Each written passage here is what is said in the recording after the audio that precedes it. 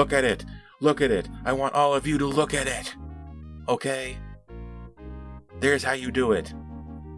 I'm sorry.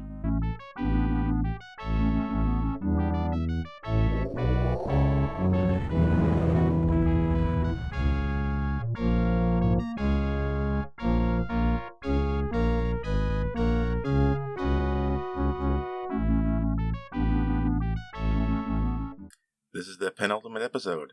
This is Vox. For those who don't know, it means to talk. Voice. Speech. Another one-word episode title. We are knocking on the door, the red door, to the last episode. This is the episode before the ending. This is where we set up the bombastic events that occur in the last episode. This episode had some major flaws, some major victories. So what you're getting here is a mixed bag.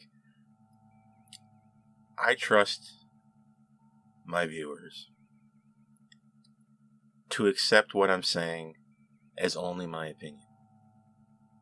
I need a disclaimer for this review. What I say is not always the out-and-out truth. It's an opinion. It's about how I felt. Nobody is the same. Nobody is going to have the exact same opinion. Nor should you try to have my opinion. You should have yours. Anyone who expresses any other opinion in the comments, I give it its due. Okay, I read it. I don't ignore it. I don't dismiss anyone else's opinion out of hand. Okay? So I'm going to trust at this moment that you afford me the same respect. Okay? So I'm going to tell you right off the bat, I know that the aura surrounding this episode, what I've absorbed passively, is that this episode is supposed to impress. You're supposed to love it. It's supposed to be amazing. The first time I watched this episode, I absolutely hated it. I don't know. And it wasn't based. It wasn't a hate based in reality. It was based purely on a gut punch. I felt hit and violated. I don't know. I just really hated this episode. I had to watch it a few more times to start to like it. So this episode got better on repeat viewings, meaning maybe you could continue to get better in the future. After all, as I said before, these reviewers are not an endpoint. They are simply how I felt at the moment. After having watched it a few times, I'm not sure I believe people can deliver an honest review after watching it once, or a review like an hour after it came out. I had to watch this 3 times. I watched it first thing in the morning when it came out. I slept on it. I had nightmares about it. I woke up the next day still mad about it. I watched it again. I liked it a little more. Hours went by. I watched it again. I liked it a little more. So you know I'm malleable. And you know I'm going to tell you the truth. The truth is that I don't think this episode knocked it out of the park. I think that the revelations in this episode probably should have been sprinkled around a little earlier.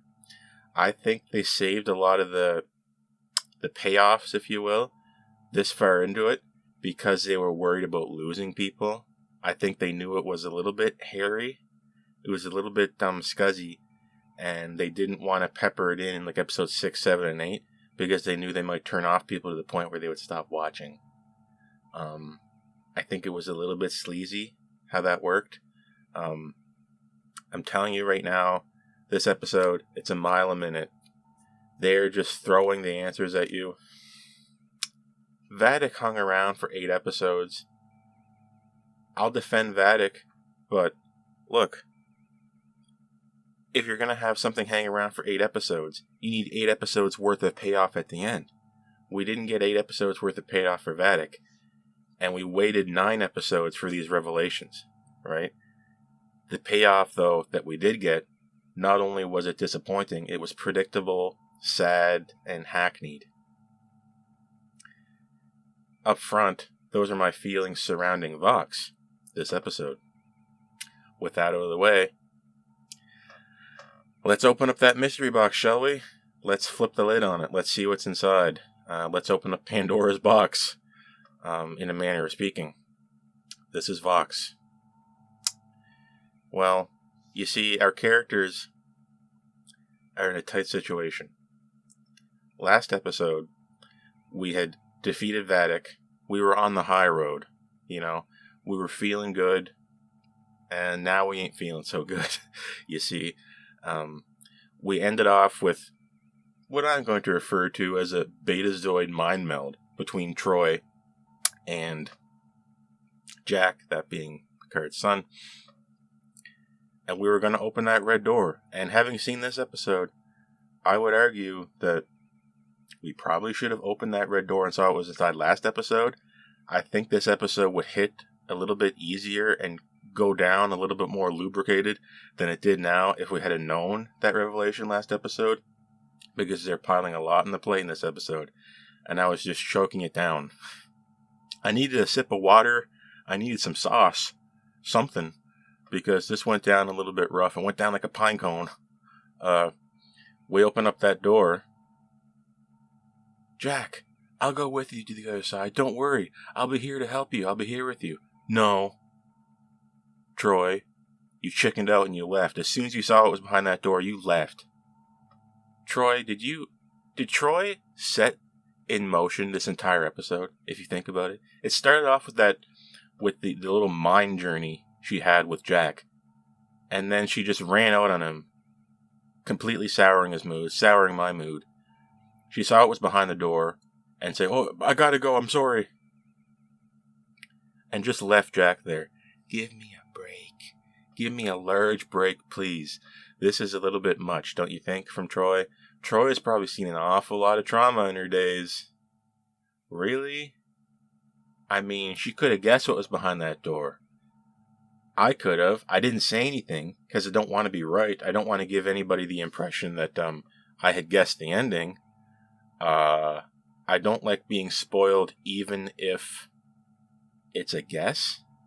I don't even like guessing. I'm at that point in my life. I don't even try to guess.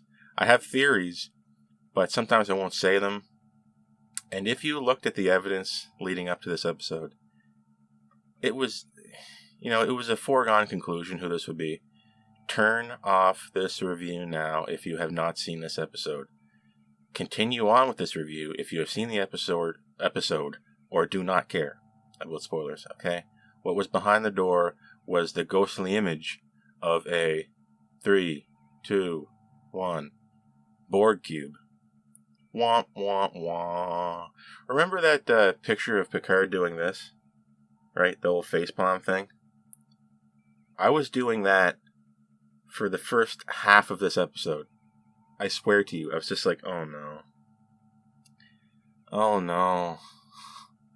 Oh bummer. That's what it was. It was the Borg. 3 seasons in a row. How much Borg do we need? We had Voyager. It was a show about the Borg. I'm being facetious. Season 1 of Picard, Borg. Season 2 of Picard, Borg. Season 3 of Picard, Borg. Please. Could it have just... Is it so hard to do something new? Just do something new. Is it that... I mean, we already got Changelings, right? That wasn't that much of a deep cut, I guess. Is it too much of a deep cut to just say, I don't know, it's the conspiracy bugs. I don't know, it's the future guy from Enterprise. Something like that. Is that too deep of a cut? Do we need it to be the Borg? Thinking back, we referenced Wolf 359. We said parietal lobe. It was going to be the Borg. But to be fair, that could have been misdirection. But that's giving them a lot of credit. What has been controlling Jack up to this point? It's the Borg. That's his true home. It's his true hive. He is a bee, and he needs to go back to his beehive to firm up his honey. Great. So Jack is now fuming alone in the room, going crazy. Good job, Troy. It falls upon Picard to tell Jack the truth. Jack, they planted a seed in me when I was Locutus, and it finally grew into you, and that's why they needed my body to get the Irritmatic syndrome stuff out of my head, except it wasn't Irritmatic syndrome. It was a misdiagnosis all that time. Yeah, in the 24th century, they couldn't figure out the difference between Irritmatic syndrome and being Borgified. They couldn't tell that the Borg had changed something with my genetics, even though if you go back and you watch The Best of Both Worlds, they literally say that they were rewriting his DNA. They say it in that episode, and then now it's the big revelation is that they were modifying his DNA, turning essentially that part of his brain into a biological Borg implant that could not be detected in the 24th century.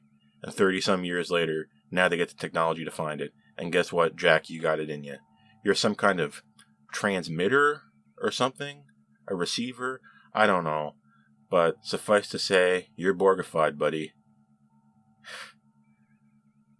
I mean, they try to save face with Beverly. How could I have not known? Beverly, it was a testament to you and your efforts that he had lasted this long. This is Beverly, who had not until recently thought to check that Jack had Irritmatic syndrome. Womp, womp, womp. Beverly wasn't that wonderful in TNG, and now you just made her dumber. I was hoping for more.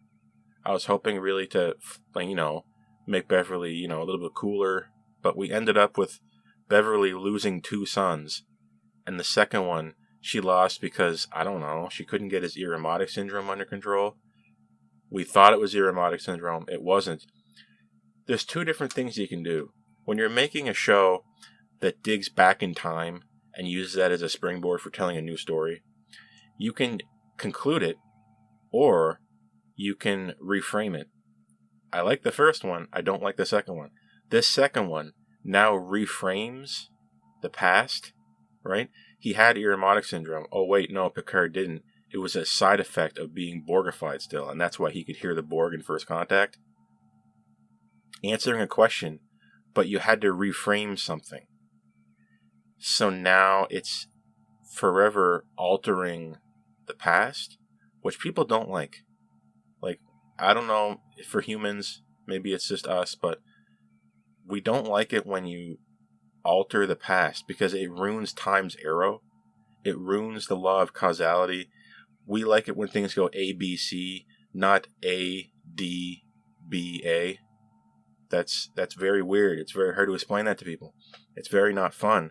It's very dissatisfying. Maybe you really liked it. Maybe you liked how they reframed the past. Star Trek has done it to good effect before.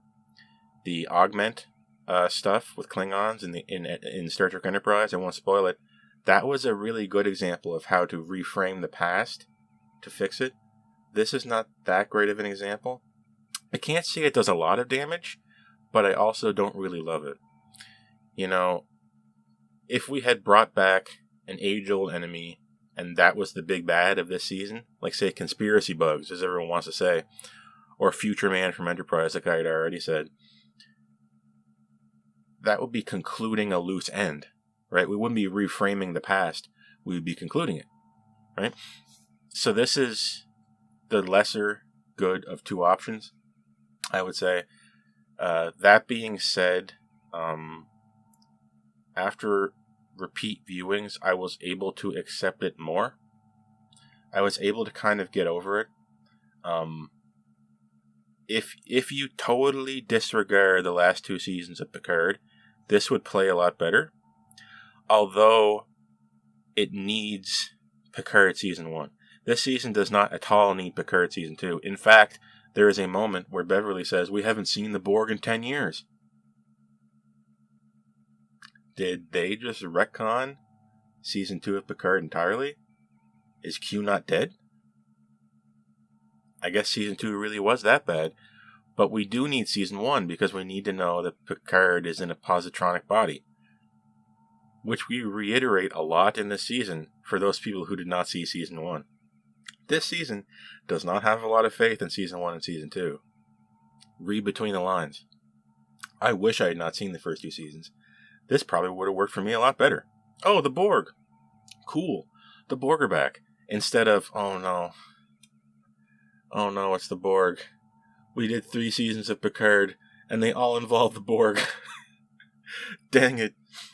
So I would highly advise people not to watch the first 2 seasons. Just remember that at one point Picard died, and they transferred his mind into a new body. There you go.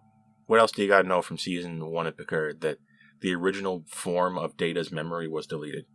That's all you gotta know. End of Nemesis. Spoilers. We killed Data's body. And then in Picard season 1, we killed his brain. And Picard is now a robot. What else do you need to get started with season 3? I'm probably missing something. Feel free to correct me in the comments. I'm open to that all the time, as you know. Permission to speak freely is granted to anybody in the comments. But I think season 3 would be better totally standalone. I kind of wish Picard as a series was just this one season. That was it. Just a one and done. And then we use it to set up the next show. That'd be very cool. So what happens next? Jack. I cannot imagine how this situation could have been handled any worse. We do nothing but villainize Jack here. Jack, here's what happens. Picard says, Jack, there's a facility on Vulcan, an institute where they can look after you. And then he says, that's where they mind meld people and lobotomize them to take out the Borg bits. Good. Jack, that's a good thing. What are you complaining about? This place is going to be like a paradise. I guarantee you this place is going to be awesome. What world is Jack from where he thinks they put people in prison on Vulcan and lobotomize them in some grotesque manner? What is he referring to exactly? And Picard should have been like, listen, when all this is over, me and Beverly are going with you. I'm not going to leave you. We're going with you. Say that instead of just being this standoffish Picard like, now Jack, I couldn't let you leave. Protocols? What about the protocols of being a dad? Jack says as he tries to walk out of the room, stopped by 2 Starfleet officers. Whomst then controls. Jack is now villain Jack. Jack is now... At what point does Jack not have the run of the ship in this series, by the way? Season, I should say. Jack escapes, taking control of these 2 Starfleet officers with his mind. And he escapes on a shuttle. By the way, he's turned off the transponder. Now we can't find the shuttle. No. Wrong. You can find the shuttle. Look, everything that goes to warp leaves behind a warp signature. You can reverse engineer that warp signature to find the direction and magnitude of the warp effect. You can guess where they're going. I mean, they could certainly stop and change directions, which would get even more complicated. If you left now and followed its warp signature, you could possibly figure out what he was doing. Although Jack doesn't really know what he was doing. Jack just goes and sits at the console and just like, tell me where to go. And concentrates really hard and he just guesses where to go. Lucky Jack. He goes to the Borg cube. This will be we'll call this our A-plot since I'm already into it. Forgive me. Our A-plot involves Jack finding the Borg cube. He's going home. He's a little bee going back to his hive. We're detecting tachyon, radiation, whatnot. It's just signs of a transwarp conduit. I believe they said transwarp conduit. So now I think maybe the reason he found it was he went to a spot that was actually the exit point of a transwarp conduit, making it seem like it makes more sense that he was randomly able to find the Borg cube. It's not that he found the Borg cube. It's just that he found the end of the conduit, something like that. Maybe I'm reading too much into it.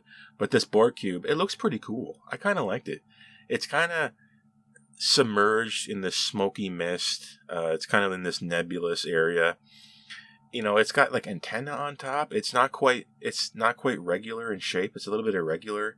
It looks like it's longer than it is wide. Maybe that's just an illusion. But I thought it was kind of neat that this Borg cube looked a little different. It's a lot better than that monstrosity we got in season 2. Remember that weird star-shaped thing from season 2 that was just horrible, that we can just completely retconned away, by the way? It's completely gone. The ending of season 2 is completely gone. Sorry, guys. Anyway, to get back on track, what was Jack planning on doing? Jack, you're going to the Borg cube. What are you planning on doing when you get to the Borg cube? I'm going to show her who I really am. Jack, are you planning on killing the Borg Queen? Well, I'm going to try. You and what army? It's funny, too, because Jack could control an army. Isn't that weird? And yet he goes alone. Like Jack, Mr. Borg, Jack Borg, goes to the Borg cube alone, points a phaser at the Queen, and then says, I give up. I can't do it. I don't know why I came here. I guess I was simply mistaken. And he just allows himself seemingly to be assimilated. Maybe he's got some ulterior motive. He's got a secret plan. I don't know. Jack is a bit of a swashbuckler like that. I don't know what he's planning, but I hope it's good. I can think of after I watched this a few times, I rewrote it in my head, and I think I have a pretty decent take. I'll explain at the end after we finish up with our B plot. Our B plot involves Picard, Beverly getting the rundown from Geordi and co. Here's what's going on. All that DNA sequence stuff in the intro of this show that we're in, that's what it was about. You see, not a word of lie.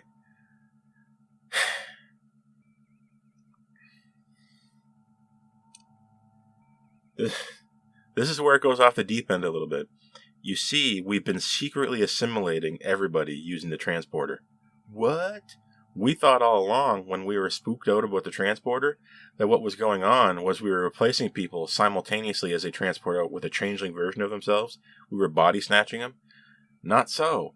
What we were doing was that the Borg, working together with the changelings, have extracted the organic Borg component from Picard's body's parietal lobe and inserted it through code into the common biology sector of the transporter that completes people's code when they transport through. So when I transport through, it thinks that Picard's Borg implant, the organic implant that came from his changed DNA, is common biology across me and everyone in my species. So it inserts that into my body. So everyone who went through the transporter is implanted with Borg stuff. And we didn't notice.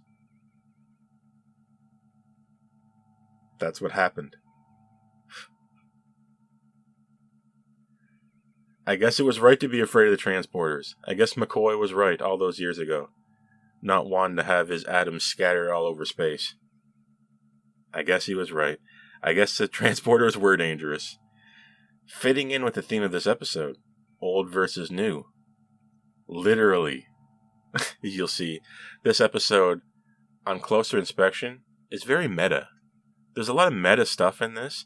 There's a lot of strange meta commentary. There's commentary below the surface. A lot of what's going on in here mechanically is below the hood. It's very TOS in that way. It's a little bit corny. It's a little bit hackneyed. And it's a lot TOS, which I don't really mind. We now need to figure out what we're going to do about this. Do you guys got a plan? Well, listen, Frontier's going on right now. Frontier Day. All this conspiracy has led to this point. What are we going to do? Well, we can go to the Frontier Day celebration. At least we won't miss it. Wow, good plan, guys. Shaw says, essentially, we're going to the Frontier Day celebration, where all of Starfleet is at the same time, with our heads pinned to a dartboard. Of course, that's our only option. So the Titan, in spite of all danger and all logic to the contrary, goes to the Frontier Day celebration in time for Admiral Shelby's speech. You remember Shelby from TNG? Well, she's taking the Enterprise F on a ceremonial tour from Space Dock, complete with fireworks in space. Don't complain about fireworks in space. It's not that hard. It's not impossible to have fireworks in space. I mean, for God's sakes, we have probes that can explode into dissolving, glowing shrapnel. There's no reason why you can't just invent a space firework. I know somebody's going to complain about it, but we can do it. And she has a very long speech and very erroneous. On this day, 200 and some years ago, the NX-01 carried 83 souls through space on a death-defying journey that would set the stage for what we now know as Starfleet. Bing, bing, bing, bing, bing, wrong. That's wrong. It didn't create Starfleet. The Enterprise NX-01, the voyages of the NX-01 led to the formation of the United Federation of Planets. Starfleet had existed before the NX-01. Starfleet is older than they thought. I knew this. I'm sure you probably knew it. Did they not watch Enterprise? They knew about the ship.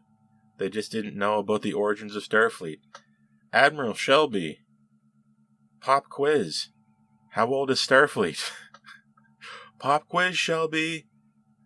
Oh well, she gets shot anyway. Which I couldn't believe.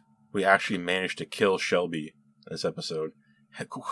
Would anyone have guessed that Shelby, all the way back from TNG, would be Admiral Shelby by now, and then just get killed? Could you have guessed it? People could have guessed the Borg, but I don't know if they could have guessed that one. Shelby drones on and on and on, and their conversation, it ends after a few separate scenes taking place with the A-plot, making me wonder, how long are you talking? And they're talking about fleet formation. Now, fleet formation, all ships can talk to each other, and they can all act in unison. And this is when Shaw should have said, that's a stupid idea. Instead, we get Riker and Picard with remarkably on-the-nose observations. Why would Shelby do that? That's so Borg-like. Probably should have been Shaw just saying, that sounds dumb. It is dumb. What's the tactical benefit of having all your ships work at the same time, communicating with each other, after we've presumably been through Discovery Season 2? You know, after we've been through Prodigy Season 1. After we've been through Lower Deck Season 3. We covered this in TOS, actually, the M2 computer, I think it was called. We're in defense of manually operating starships. You realize why we can't send probes out here, don't you? I think that was from Voyager. Like, it is confirmed again and again that it is a bad idea to have ships automatically communicate with each other. It is a bad idea for ships to have their own type of automatic control. You want as much manual control as possible. It is proven time and time and again to just cause problems. Don't do it. At the very least, in this season, we can assume that changelings were behind the push for this because they wanted to weaken Starfleet. Shelby seems to go along with it, though. Shelby is killed, presumably by changelings or Borg. So she was not really behind it, but she was totally willing to be the spokesperson for it, which reflects poorly on Shelby. You know, on second thought, this is kind of a bad moment for Shelby, which nobody deserves it. Like, you know, I'm kind of just done with taking a dump on Starfleet itself. I'm kind of just done with bad Starfleet guys. I don't want to see it anymore. Let's get some happy endings for our characters going, please. You'll know how that works out if you've seen this episode. What's going on here? We're losing control of the Titan. Well, it finally happened. You see, inside the Borg cube that Jack is at, some enormous, very cool-looking gyroscope object starts to spin, presumably turning on the Borg transmitter. That's what those antennas were at the top of the Borg cube. Imagine how much transmitting power we need if we can see the antenna in space, like how big it is. Think about that one for a minute. So we sent this signal to the unified Starfleet Armada, and they're all instantly Borgified. Wow. Good thing they're all communicating with each other. Good thing we had changelings interfere in Starfleet and push this dumb idea. Way to go, guys. We're done now. So everybody that went through the transporter now has the biological Locutus implant, and they're now all receivers, and the Borg can just tell them what to do. And they Borgify the ships, and Starfleet is now Borg. All of Starfleet, all of what, 500 and some ships that were on screen there. By the way, decent job, guys, for the different ships and how they looked and how they were all like decent job, I would say. Watch the end of Picard season 1 and witness hundreds of the exact same ship, and you'll learn to appreciate seeing like 30 different classes on screen in this episode. That's a little better. That's more like it, I would say. But there's an issue, you see. Remember the theme of old versus new that I said we'd get back to? It's literally on display. And the children shall lead.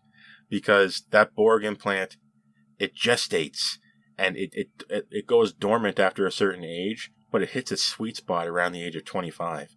So people around the age of 25, people who are young, not me, become Borg drones. So now we have wrinklies versus smooths. The gray hair versus the color hair in this episode. Old versus new. Is that the theme, the overarching theme of this entire season? Old versus new. Fatherhood. Coming to terms with your past. Finding a new future. I didn't think it would come physically to fighting the young. I never thought we'd get to that point. The youth, they're Borgified. They're mesmerized. We have to stop them. We have these old things. We're analog. We can beat them. We're classic Star Trek. We're just going to impugn all of New Trek. Forgive me for saying it, but I think this would be a dream come true for people who were begrudgingly watching New Trek and secretly just wanted to be watching Old Trek.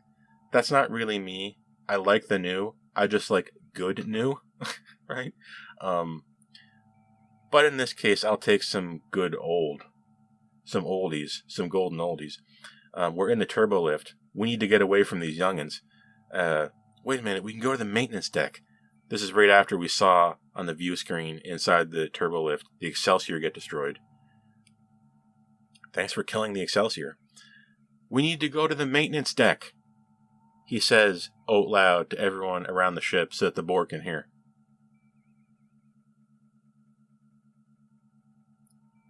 Good one, Picard. Good one. The cunning, tactical expertise of Picard in this episode. Unbelievable. We get down to the maintenance deck. We're going to steal a maintenance shuttle. There should be nobody posted down there. We get down there. Of course it's filled with these Borg guys. We set it over the intercom. And the worst thing ever happens. What is it with New Trek and very misguidedly killing the characters we like? Killing new characters. Discovery. We killed Culber out of nowhere. Remember when we killed Culber in Discovery and everyone was like, why? Why did we kill him? He came right back. And then we killed Hemmer in Strange New Worlds. I'm still upset. You killed Hemmer. Why would you kill Hemmer in Strange New Worlds? This isn't a Strange New Worlds review, so I'll get over it here. But spoilers, I told you to watch out for spoilers. I told you, because right here, they kill Shaw. Are you joking? Are you joking? Did they not know when they wrote it how much people would like him?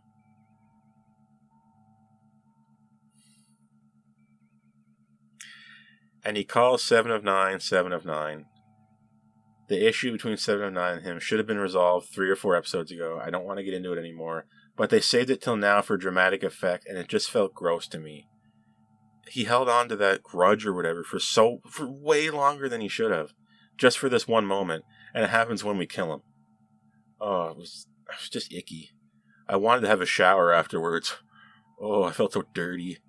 God dang. Why did we kill him? Last episode, I said I would be boycotting this show if they killed Shaw. I think I said something like that.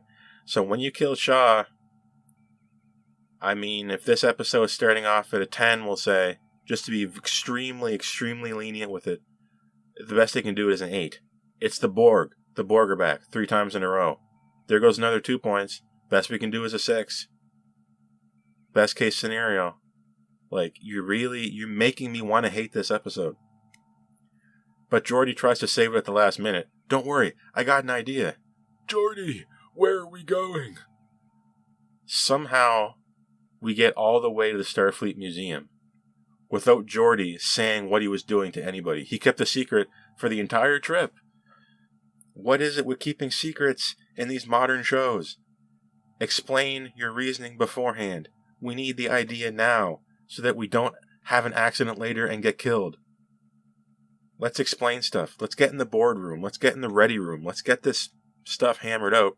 We get to the Starfleet Museum, and we find out what was teased earlier, the secret thing that was in, I think, Bay 12. Can you guess what it was? Use your brain. What do you think is going to happen in this season? What do you think is going to happen in a season where we revealed that we have the Starfleet Museum and all new ships are connected together and are working in unison to stop us? What do you think is going to happen? Are we going to use an old ship to save the day? Yes, sir. What ship do we pick? The Enterprise. Are all the old ships there analog, so to speak, and not connected? Probably. Should we divide up and take some other ships? There's an Akira class there. I think there's 2 Akira class ships in the Starfleet Museum. They would be great right now. Can we take those? No. We take the Galaxy class. But how? The Prime Directive. We had to recover the saucer from Viridian 3. Remember that movie, Generations? We couldn't leave it there, and we took the drive section from a different ship. Geordi's passion project has now been weaponized because apparently we had drones loading in torpedoes. Where did these come from? They have weapons at the museum. I would have accepted just a one-off line saying, we're reloading torpedoes out of the Starfleet Museum emergency self-defense weapon bay. Something like that. I assume Starfleet Museum has some type of defense system, right?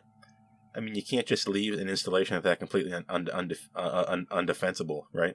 It has to actually be like in a tactically decent spot. It has to be able to not blow up at the slightest instance of a belligerent doing something. I'm willing to believe that. I just wanted one more line, just a little. Computer, lights. This is the exact moment where we just take New Trek and we put it in jail. And we turn the lights off, and there's no carpet in your jail. You're walking around on the hard, slippery surface. Enjoy. Computer, lights. When we go into the bridge of the Galaxy class, and by God, the lights turn on. Guys, anyone who is watching just New Trek, what do they think when they see this? Oh my gosh, I can see everything. It's beautiful. It's attractive. It's elegant. It's sleek. It's the Galaxy class. What went so wrong? We know what went wrong. It was John Eves. Had a lot to do with it.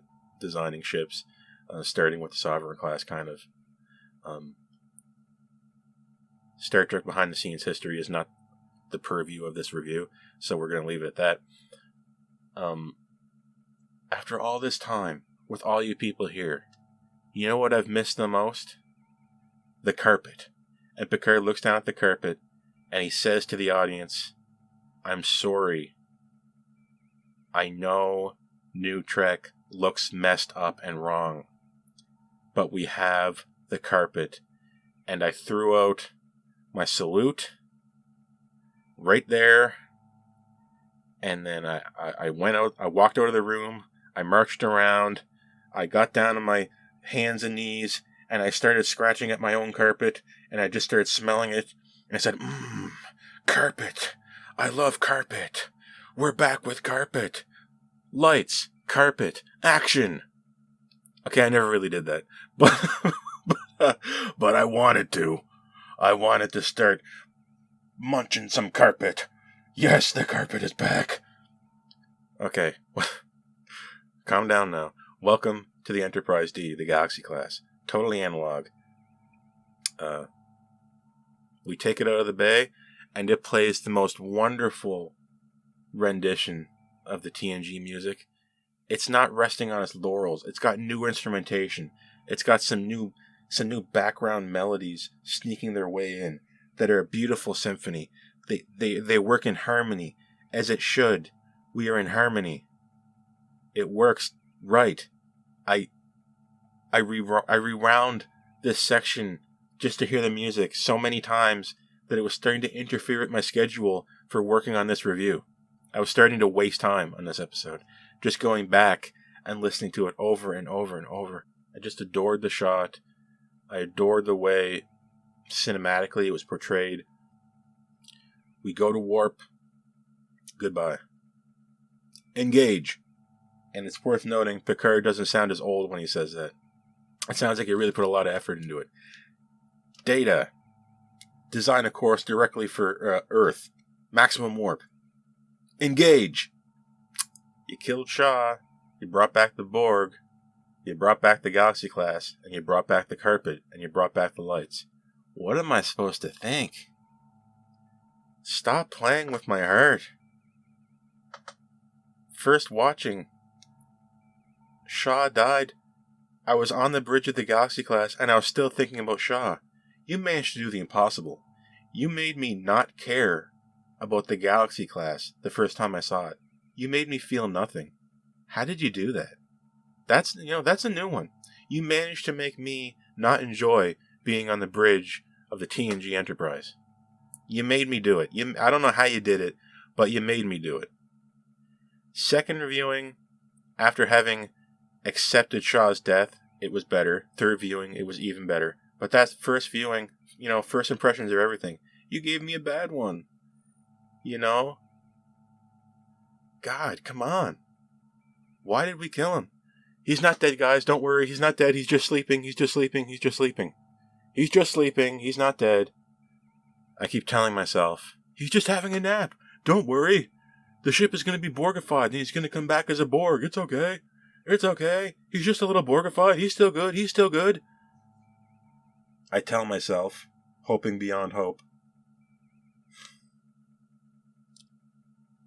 Beautiful moments.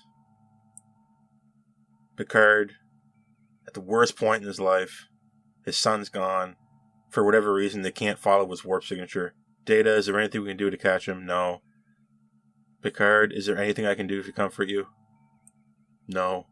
And then Data just puts his hand on Picard's shoulder. Almost my favorite moment of the episode.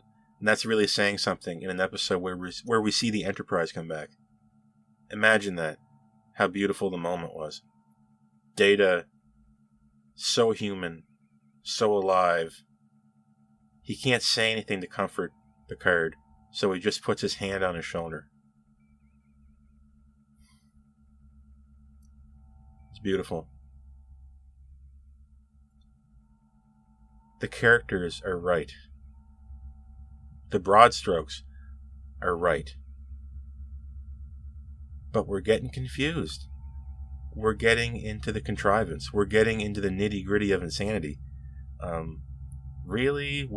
The Borg were working with the changelings to assimilate everybody at the same time by hacking the transporter and putting Locutus's biological Borg implant data into all of them to turn everybody into a receiver that Jack could communicate to, because Jack was created by the Borg by infecting Picard, and then Picard getting Beverly pregnant, and then he would come of age when he was almost 25 and turn into the Borg transmitter that would eventually find its way back to the Borg cube.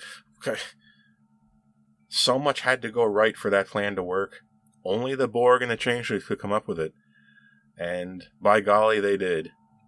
And it's exactly as dumb as I thought it was going to be. This season, I think the major takeaways so far, having not seen the final episode, are just going to be, let's not complain about it. Let's enjoy what we got. Let's just enjoy the moments. The destination, even though this is a serialized show, the destination wasn't that good. But can we complain? Our characters are back in top form. They're doing what they do. They're delivering the scenes we needed. Isn't that worth something at the end of the day? We must ask ourselves, isn't that worth something Especially when this is supposedly the final season of Picard. Come on. Have a heart. And after 3 viewings of this episode, I learned to have a heart, and I learned to kind of enjoy it. Musically, what can I say? It's an absolute masterpiece. It blew me away.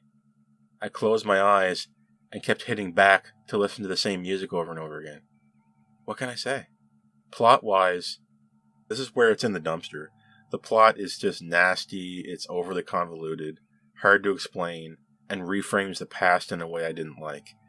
Don't really love it. I could have used an original villain, or I could have used a villain that was a bit more of a deep cut. I would have been more happy with. I didn't want to see the Borg again.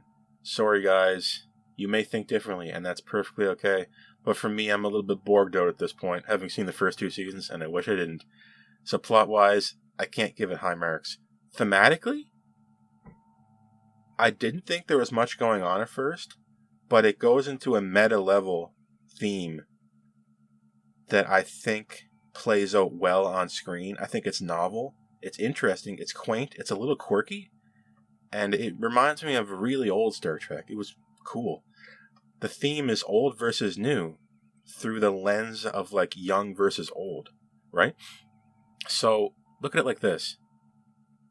The parents have to defeat their kids, essentially, because you can only be Borgified if you're under a certain age. So we have generational conflict. We have the old generation fighting the young generation, and sure enough, the old generation sources its weapons to fight the new generation from the museum. It's pretty neat. Like it's surprisingly interesting. The more you watch it, you will clue into this. And they have little lines. I've never been so glad to see so many wrinkles. How come we're not being assimilated? Probably the gray hairs. I never would have thought of it, but here it is. So I'm pleasantly surprised thematically by what's going on. And it does hook in neatly into what we've been establishing thematically in the past 2 arcs of this season. The Righton arc and the Daystrom arc, as I call them. Have you seen my previous reviews? It's about parenthood. It's about family. And now it's about generations. Right? Not the movie Star Trek Generations. This is about Picard Season 3. Generations in conflict. Look at it again from that point of view. I think you may find more pieces to the overarching puzzle in this episode than you may initially surmise. Visually, the Galaxy class is back. We're teaching the youngins a lesson. Beautiful lines, curves. It looks futuristic. It looks inviting. It does not look violent. It is beautiful. Enterprise F, all these other ships? No. Enterprise F, that's not the Enterprise. I'm done playing that game. It's ugly. These ships, they're so angular. What's going on? The Galaxy class is right there on display. I'm taking the younger generation, sitting them in a chair, taping their eyes open, and showing them what a Starfleet ship looks like from the 24th century and how it should appear. There it is. We should be going beyond that point, not regressing backwards like we did with the Titan. Look at it. Look at it. I want all of you to look at it. Okay? There's how you do it. I'm sorry.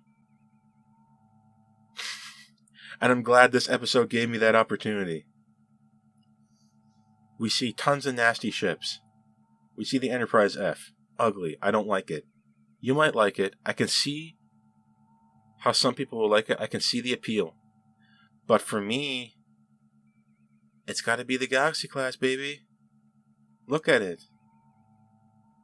I want to go on board. I don't feel threatened. It's proud. It's unique. It's got calling cards. It wasn't afraid to push the boundaries. Those were the days.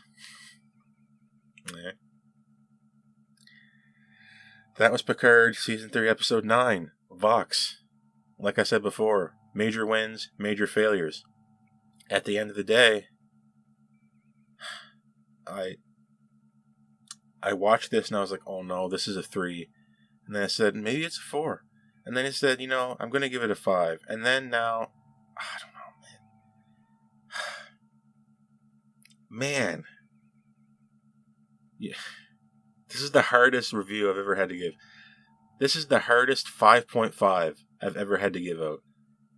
I can't in good conscience review this higher than that when you've killed Shaw and you've used the Borg again. I just can't do it. By rights, I can't do it. I'm sorry. So this is going to have to be a 5.5. With that out of the way, I thought I would let you in on some ideas I had for how to resolve this. Given that only episode 8 happened. Pretend episode 9 didn't happen.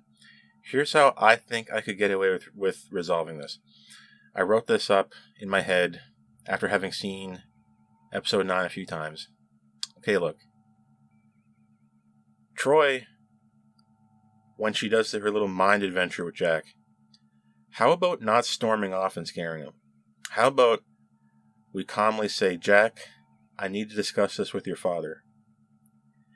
And you can come with me, and you, me, and Picard can discuss this together. I'll be here for you the whole time. Unless you tell me to leave, I'll leave. Okay. You have Borg parts in you. They came from me. I'm Picard. They came from me. When all this is over, me, you, and your mother are going to Kessler, I think that's what they called it, a Vulcan Institute where we're going to help you. We're not going to hurt you. We're going to get rid of this when all this is over. But for now, just like we used you to retake this ship, we're going to make the best out of a bad situation. We need to defeat the Borg. Can you help us find the Borg Queen? Yes, he can, right? We found that out. Here's what we're going to do. We're going to have a 2-pronged attack. Jack, I want you, Shaw, and Seven, and you're going to take a team of the youngest security officers on the ship, near the age of 25, all of them, because you can control them, Jack. I need you to take a small armada of shuttles and the La Serena to that Borg cube, okay? You, 20-some security officers, wherever we can spare, Shaw and Seven, you're going to lead a team in there to number 1. We're going to try to reason with that queen. Number 2, we're going to try to reverse assimilate the queen somehow by you controlling her mind. I don't know how that's going to work. Failing that, we're going to destroy the Borg Queen and the Borg Cube. You are part of the advanced party. You go in, you do that. Meanwhile, me, Geordi, Beverly, Worf, Riker, Data, we're going to the Starfleet Museum. We are getting as many old ships as we can, including the Enterprise. We are loading them full of antimatter from the Starfleet Museum reactor, safely, of course. We're going to set them all up as bombs. Geordi can manage that. Geordi, I also need you to design weaponry that can help us fight the Borg. The advanced party is going to have rifles that can fight the Borg.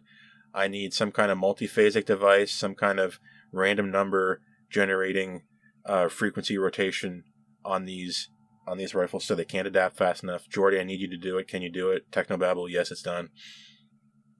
We are taking 2 Akira classes. We're taking as many of these as we can. We have a skeleton crew on the Titan, but we can just barely manage it. Taking as many ships as we can from the museum and the Enterprise. We get the same shot of the Enterprise leaving. It's just as fantastic. We're going to the Borg Cube after you. If you cannot reason your way out of this, we are ramming these ships full of antimatter into that Borg Cube and we're going to blow it up. Okay? Number 2, once that's done, in the process, we detach the saucer section of the Enterprise. We get a saucer detachment section in this episode. That's cool. we're getting into episode 10 now. We pile as many of our people as we can onto the drive section, and we warp the hell out of there. After those ships are going into that Borg cube, we're out of there. We're taking the drive section back to Earth, and we're playing cleanup crew. And we're going to take our chances fighting any leftover Borg people there. I don't know how that's going to work. Hopefully with the Borg cube gone, they're going to de-assimilate. We don't know. But we're going to have a hell of a rescue mission on our hands when we get there. We're going to be picking up a lot of life pods. What do you think?